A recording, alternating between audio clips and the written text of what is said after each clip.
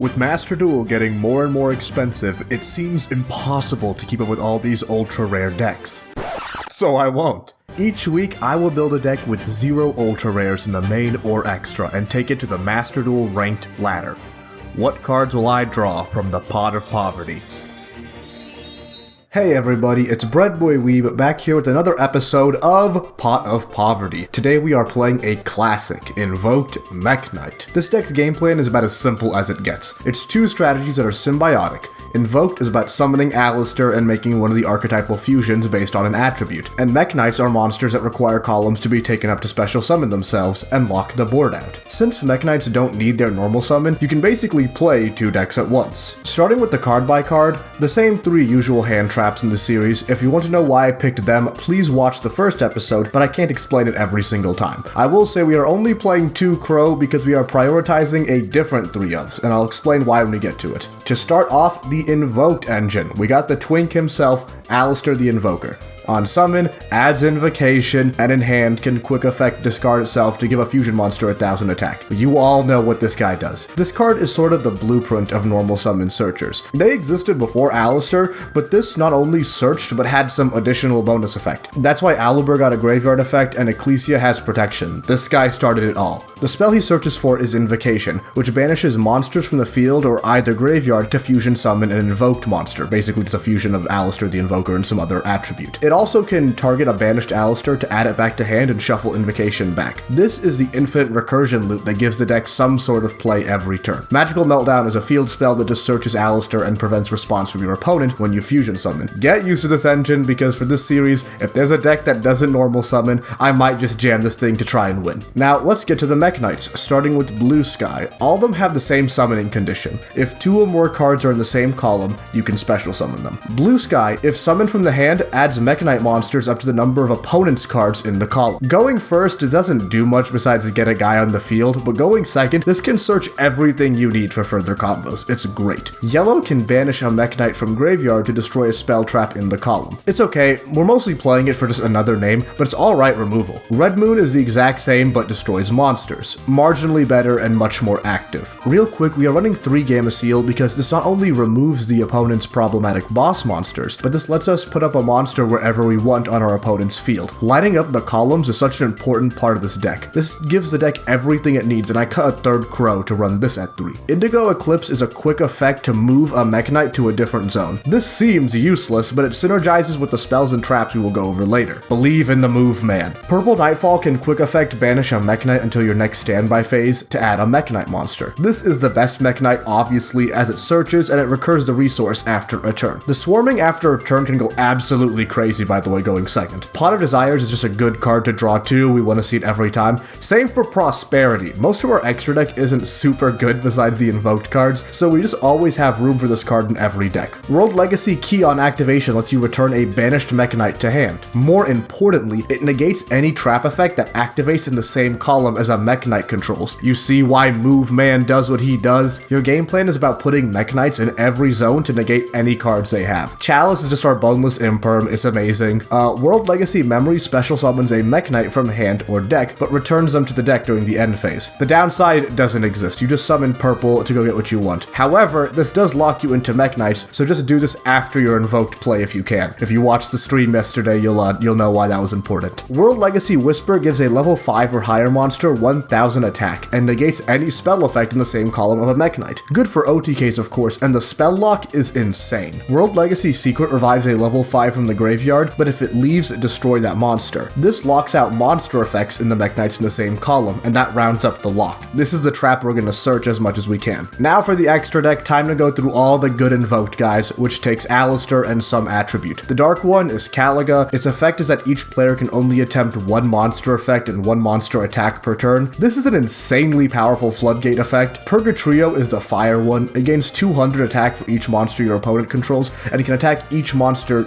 and deals piercing. It's a good card, but impossible to make realistically in this build. Mekk takes a light and can discard a card of any type to negate and banish opponent's cards of the same type. This is the best fusion monster, and we are trying to make this every damn turn. Yeah, it's a soft once per turn, so you can stack it up to go crazy. Probably the best SR boss monster. Artemis is just a link 1 that's light. It lets Alistair be a 1-card Mekk, and that's it. Alistair, Invoker of Madness, is a link 2 whose name becomes the effect monster on the field and graveyard. If a fusion is summoned while this guy's on the field, you can discard a card to add Invocation. This card is trash, but it can be helpful in a pinch if we hard draw just Invocation. Nightmare Cerberus and Phoenix both a discard to pop either a monster or back row. Morningstar on summon can discard a Mekk Knight or World Legacy card to add a legacy card from deck to hand. It also gives battle protection to your Mekk Knights from monsters in a different column than them, and you take no damage. It's actually pretty good. This is how we search the spell trap floodgates. Lib can only be summoned if you have a World Legacy card in the graveyard, and lets you set a World Legacy spell from trap to deck. And if it's used as link material, can shuffle 1 card from the field to the deck. If we draw memory, we have to go into Lib every time on turn 3. It's a super good card. Topologic is a link 4 that if you summon to its zones, it dark holds the field besides the EMZ. We are running this because there are no good link 4s. There's literally none. This is just like, this could be anything. This could be fucking sandwich. I guess you could use the trap to trigger it, I guess, but that's awful. Don't do that. Same thing for Borrelguard. It's just a 3k body that can't be destroyed by card effects, and I guess can move a monster to defense mode. Alrighty, with all that said, let's get into the combo, then the games. Alrighty, for game 1, this is more of just like a borderline test hand. I kind of bodied this guy. I just want to show you what the combo actually looks like when it all comes together. You need Alistair and Purple Nightfall. We do the whole Alistair thing, search Invocation, make Moon Maiden, summon Purple Nightfall, summon Moon Man, link off Moon Man for Mekk Knight of Morningstar. We got Morningstar, discard this to add World Legacy Whispers. Normally we'd add Secrets, but we already had it. Invocation for Mekk, and that's pretty much it. We use Invocation to loop Alistair back, and we're going to set World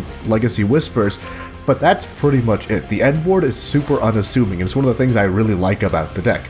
They activate Bestials. This is really bad. We lose to Bestials immediately. We droll on the Bestial Lubellion and we Mekk on the Saronir. If it goes to the graveyard, it's too many problems. They use Fusion Deployment, and here is where we activate World Legacy Secret. Summon Move Man. Believe in Move Man. Normal summon Aluber not to die, but it's not going to matter this turn because Droll prevented adding Branded Fusion. Draw Gamma Seal for turn, we summon Purple Nightfall. I'm just going in for lethal, or at least as much damage as I can get right now.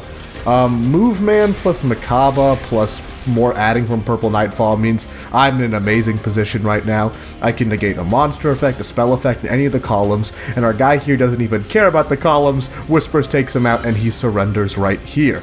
This is what the deck can do at its best, and it's maybe the single best Pot of Poverty deck I'm gonna ever test. Alrighty, for our next hand, you can see it's kinda garbage, but depending on what they play, we can make it work. Thankfully, our opponents are playing the new Resonator stuff. It's alright, but I'm not super worried in the face of DD Crow.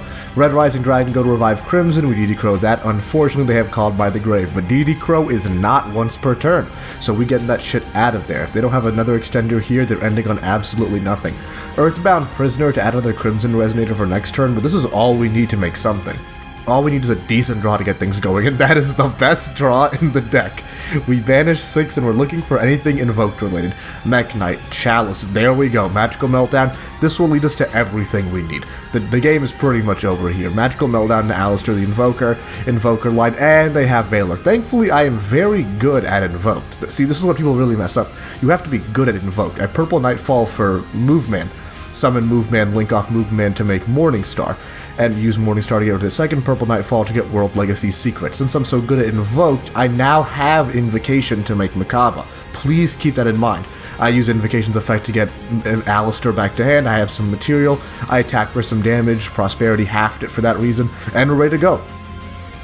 This is 3 monster negates, 1 anywhere and 2 on the field. He imperms Mekk, I don't care. I know how this deck works. He Bone Archfiends. He was gonna lose that anyway. I had too much disruption there. This deck is crazy. Now, with seeing how strong this deck is, some of y'all might be wondering, why don't I just take this to Diamond or higher? This is boring. Well, let me show you what happens if you play something in Diamond or higher with this in deck. I do the Alistair line, I summon Artemis. I got pretty much everything I need to do the whole line, and then we get Mekk. backseat, and I'm like, well, shit, this is kind of unfortunate. I can't World Legacy Memory here because that would cancel Invocation Special Summon. Actually, I need to check if that ruling works like that. I'm not 100% sure. I'm gonna double check later. Anyway, end on Macabre, Yellow Star, and this is enough to do something, unless we're playing against Tier 0 Snake Eyes. I drolled him here, that could have maybe done something, but you know, you're good, man. You have Maxi, Called by the Grave, full Snake Eyes combo, Diabell Star, and Poplar, man, and Sinful Spoils. The way this was done, I did not have a good time to use the Macabre effect. I don't know when I should have. He hard drew Ash, by the way. Summon Poplar, do the whole Yoinky Sploinky, remove Ash and Poplar to summon Flamebird Dragon, summon Link Karimo. They really should ban some of these pieces. IP Masquerena, Flamebird revives too. They're going to just full combo me, because this is what happens if I play something very good. Summons Promethean Princess. My whole plan here is just to not die this turn. I'm thinking, okay, I need to save the timing for when to activate World Legacy Memory to try to block some attack. Then I see Zealantis and I realize, no, this is probably Jover.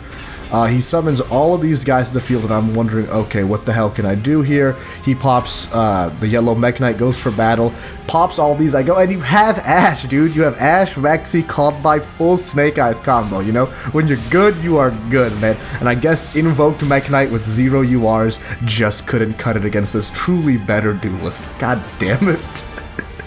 But that doesn't have to be the case for anything under Tier 0. If we start good against even a meta tier deck that isn't Snake Eyes, I think we have a pretty good shot.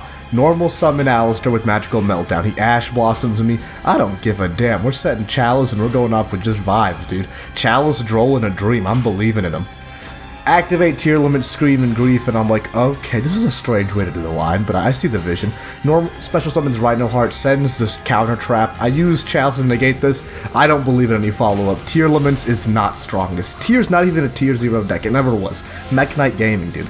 I see they put both of them in the same line. They're hard draw Blue Sky. When you're good, dude. When you're good, you're good. Sends 3 off. Trivi Karma, and the other spell gets them a ton of advantage here. Adds the trap back to hand. Trivi Karma gets the field spell for next turn. I need to set something up now.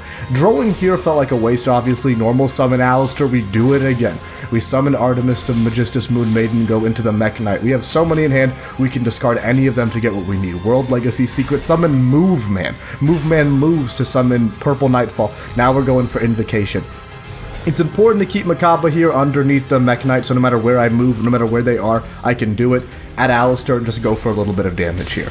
Now we are pretty much set for anything they can throw at us for the most part. Tag out Purple Nightfall because we don't need it, just get more support. And now the trap is set, we're ready for pretty much anything they can throw at us. They activate the field spell, add Rhinoheart, now the never perfect time to droll. He super polys. This is disastrous. Summons Garura, and I'm still not worried. You know why? Because I reread World Legacy Secret, and that has... that works for any level 5 or higher monster. So I negate Rhinoheart, deactivates Destrudo, I banish that shit away because, oh, that's just an issue in the graveyard. Turn ends, now I just need something to clean up the game with. That's helpful, but I don't need that at all. We go for Alistair again, sends 3, finally hits a tier limit name, but it's a little too late now. With that drawn Kaiju, it's Jover. And it's as simple as that, dude. I can beat tier limits. Bada bing, bada boom. This duel isn't incredibly impressive, but it does highlight one very, very strong issue with the deck. One, we don't have enough tools in UR-less to do a proper blind second build. We can try it, but you lose a ton, and going first, sometimes you'll end with hands like this. It's kind of rough. And another big issue with the deck, we don't really have a ton of non-targeting or non-destruction removal. So when I'm staring down Chaos Max, praying he doesn't have it, I'm thinking, what the hell do I do? Now, in hindsight, I had Lib, and I should have found a way to get to World Legacy Quick Play as soon as possible, but I wasn't realizing that in the heat of the moment. Summon Move Man, start moving it the way, get Blue Sky, adding Red Moon, and I'm thinking, what the hell do I do? Mekk Knight and Morningstar, here's where I should have went for the Quick Play, instead I went for the Trap. This was a huge blunder.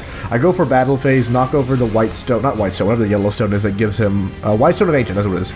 Summons Blue Eyes Abyss Dragon, but doesn't search anything from it, which was very confusing. He sets a card, does not read Mekk Knight of Morningstar. He attacked Red Moon. If he attacked the Link, I would have lost here. Thankfully, I've never seen a Blue Eyes player that knows how to read. It's actually really helpful. Hard draw Gadarla because they're just good like that. Who needs Lib? Who needs to know how to play, dude?